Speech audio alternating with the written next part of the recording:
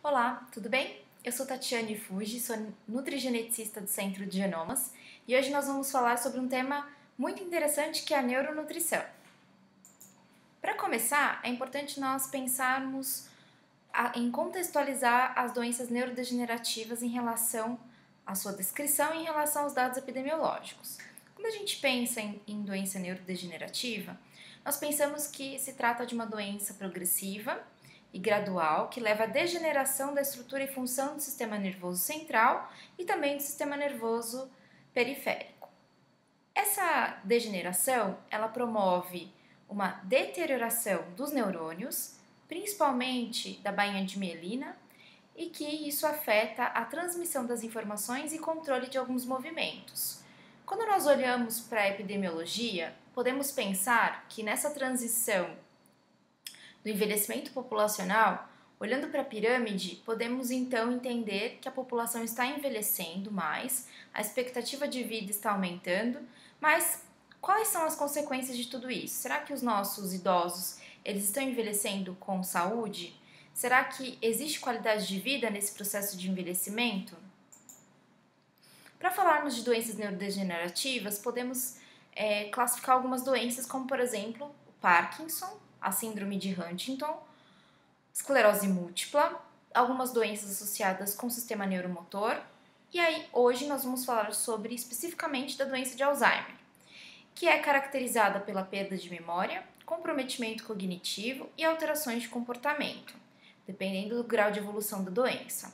A boa notícia de hoje é que alguns nutrientes e compostos bioativos dos alimentos, com destaque alguns específicos que nós vamos falar agora, são capazes de modular esse processo, que é um processo de base inflamatória e pró-oxidativo. O Alzheimer, a doença de Alzheimer, ela foi caracterizada na literatura pela primeira vez a partir de um relato de caso de um neurologista chamado Alois Alzheimer. Em 1907, ele descreveu um quadro clínico de sua paciente que, com 50 anos, já apresentava sinais de demência. Isso ganhou grande notoriedade científica e então a doença passou a ser conhecida anos depois como mal de Alzheimer. Hoje nós sabemos que a doença de Alzheimer ela pode ser classificada de duas maneiras. A doença de Alzheimer de início precoce, o DAIP, que acomete indivíduos antes dos 50 anos. Ela é classificada, então, por ser uma doença de origem genética dominante, tem uma herança genética dominante.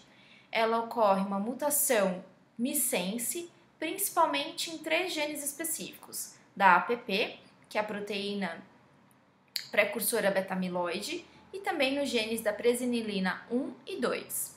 Isso faz com que ocorra uma alteração em relação à produção, à síntese e à degradação da proteína beta-amiloide, que promove o acúmulo de placas de proteína beta-amiloide, e isso faz com que dificulte a transmissão desses sinais. Por outro lado, nós temos a doença de Alzheimer de início tardio, ou DIAD, a partir dos 65 anos.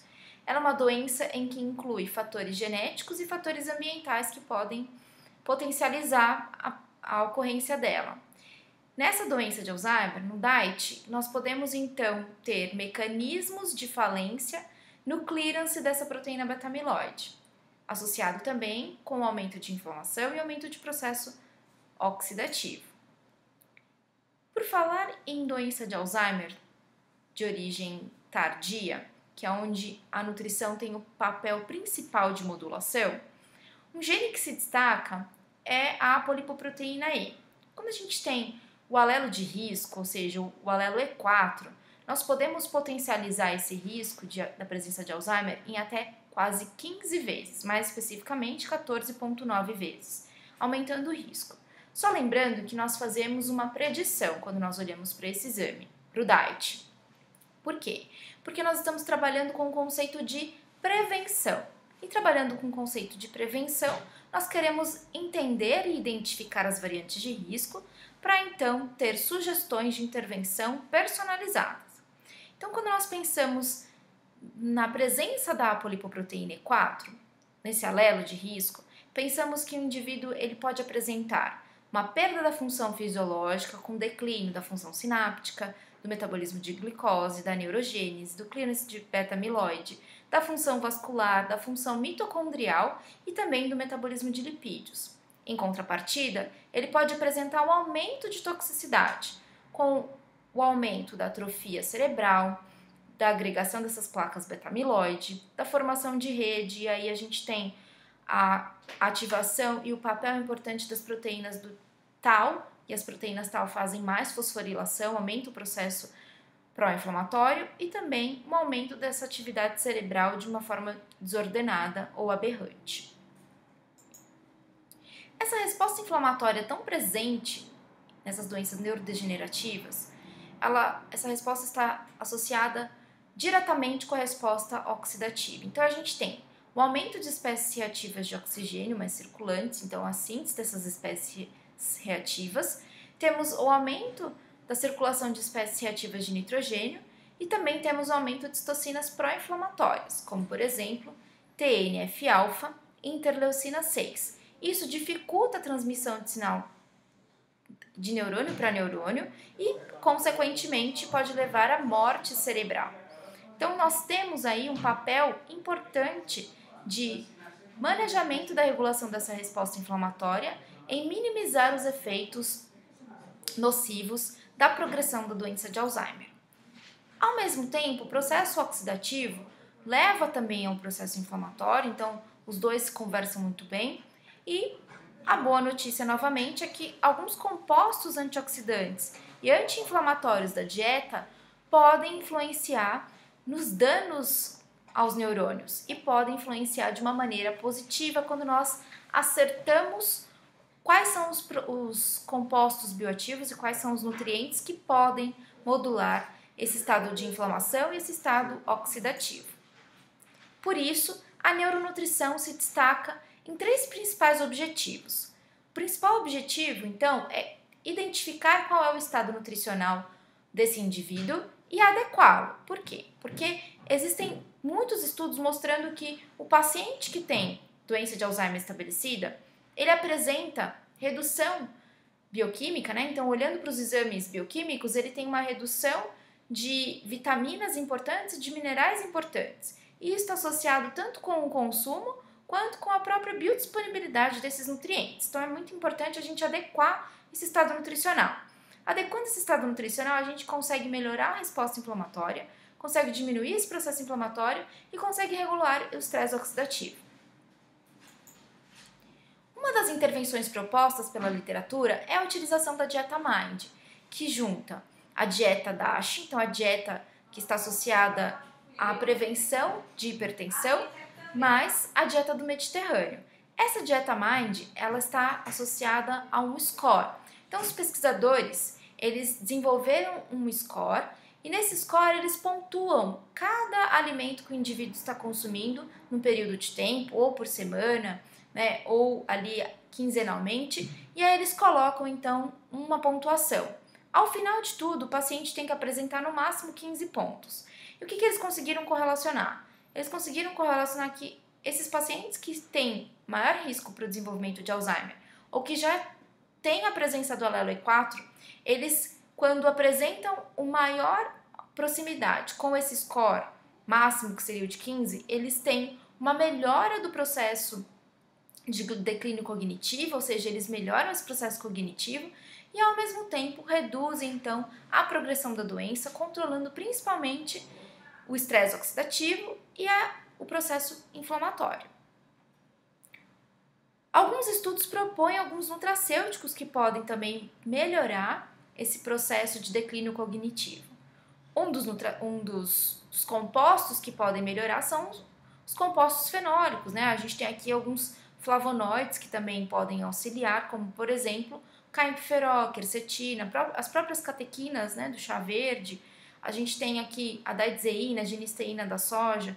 Mas tudo isso é muito importante que tenha um acompanhamento de um profissional que entenda qual é a variante genética de risco e como realmente tornar todos esses compostos aplicáveis, né, no dia a dia desse paciente. Então é muito importante considerar preferências, limitações, né, em relação a intolerâncias, alergias, enfim, para que o profissional realmente possa ter uma intervenção personalizada.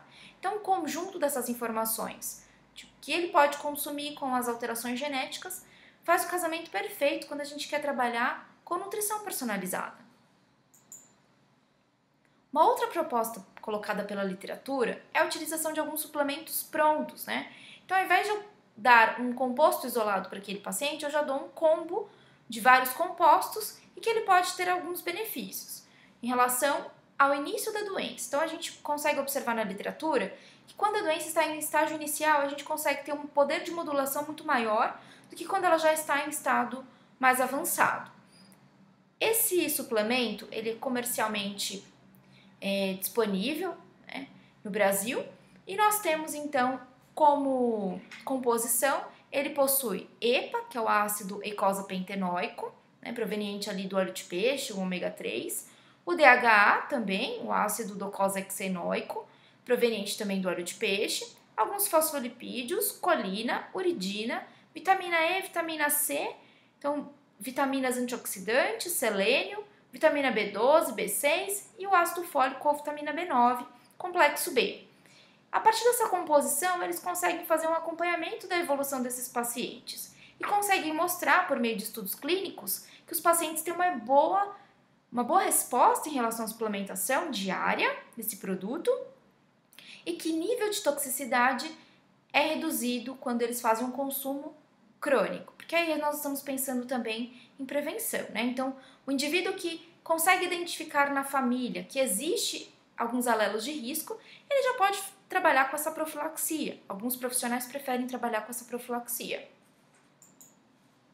Portanto, quando a gente pensa em neuronutrição, nós pensamos em limitar o consumo de lipídios saturados, em aumentar o consumo de lipídios poliinsaturados, principalmente ômega 3, aumentar o consumo de vitaminas do complexo B, colina, vitamina C, vitamina D, vitamina E, cafeína também parece ter um efeito positivo, selênio, magnésio e usar com cautela, né? A exposição ao ferro, ao cobre, ao alumínio, ao mercúrio, tendo em vista que pode provocar e pode potencializar o processo de neurotoxicidade. Alguns compostos bioativos em que existem estudos mostrando benefícios, nós destacamos alguns: as catequinas, a curcumina, o gingerol, a piperina e o resveratrol. Para tanto, como nós temos muitas informações dos estudos, nós compilamos todos esses dados num guia, que se chama Guia Nutricionalmente. Aqui no Centro de Genomas, todos os nossos profissionais que trabalham conosco, eles, né, que são os nossos parceiros, eles têm uma assessoria científica. Então, nós estamos disponíveis, nós combinamos as agendas, mas é muito importante também que ele tenha à sua disposição um guia, um material científico, que ele possa fazer uma consulta desse material quando tiver o momento oportuno.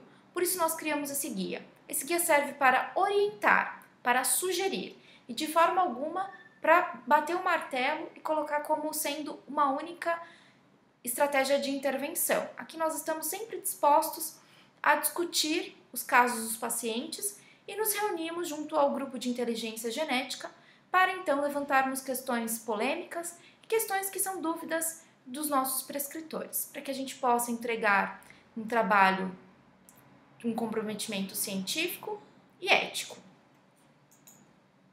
Portanto, a neuroplasticidade é muito importante quando nós pensamos em medicina 4P, quando nós pensamos em medicina personalizada. Esse último estudo que nós observamos aqui na literatura mostra que apenas 35 minutos de exercício físico, de um treinamento cognitivo ou então da prática do mindfulness pode melhorar a função de memória desses pacientes com Alzheimer. Então isso é muito importante porque mostra que nós temos capacidade de intervenção. E se eu conhecer essas variantes, eu posso motivar meu paciente a tomar atitudes mais corretas, posso encorajá-los a mudar estilo de vida e ainda posso ter resultados mais efetivos e com mais sucesso, uma vez que nós estamos trabalhando para sermos mais assertivos possíveis. Portanto, Dentro do conceito de medicina 4P genômica, baseada numa medicina preditiva, preventiva, personalizada e participativa, nós então, no ano de 2016, nesse ano, nós desenvolvemos o nosso exame de risco para o desenvolvimento da doença de Alzheimer, tanto a tardia quanto a precoce, que envolvem todos os genes que nós discutimos nessa videoaula. Quer conhecer mais sobre a gente? Então, entre em contato por meio do telefone, nós temos o 0800 ou o contato direto. Temos o nosso site para que vocês possam consultar. Lá nós temos material científico, temos cartas moleculares de alguns temas selecionados. Então, se você ficou curioso por algum tema, ou até mesmo pelo Alzheimer, nós já temos 2 cartas moleculares sobre o tema. Temos lá as referências bibliográficas para vocês consultarem. Temos a nossa fanpage, temos o nosso Instagram e temos o nosso LinkedIn também para vocês entrarem em contato conosco. Eu agradeço a sua atenção e até a próxima!